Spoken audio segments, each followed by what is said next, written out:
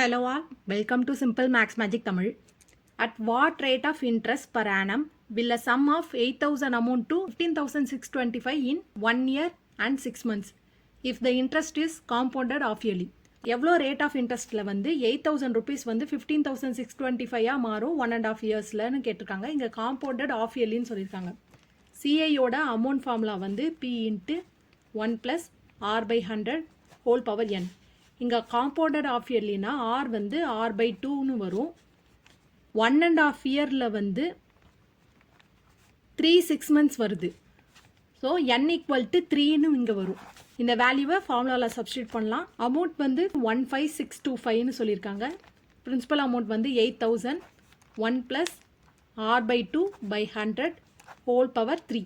இதை 25ஆல் கேன்சல் பண்ணால் 625, இங்கே 320 வரும். இதை 5ஆல் கேன்சல் பண்ணால் 125, இங்கே வந்து 64.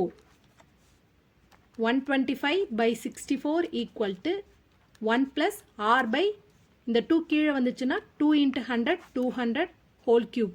இந்த கியூப் இந்த சைடு வந்துச்சுன்னா கியூப் ரூட் ஆஃப் 125/64 = 1 + R/200.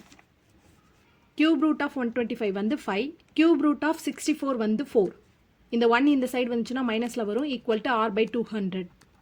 இதுக்கு எல்சிஎம் எடுத்தோம்னா 5 - 4/4. 5 - 4 வந்து 1. 1/4 = R/200. இந்த 200 4ஆல் கேன்சல் பண்ணால் 50% வரும். அப்போ R = 50% தான் இதோட ஆன்சர். இந்த வீடியோ உங்களுக்கு பிடிச்சிருந்தா லைக் பண்ணுங்கள், ஷேர் பண்ணுங்கள், மறக்காமல் சப்ஸ்கிரைப் பண்ணுங்கள். Thank you so much.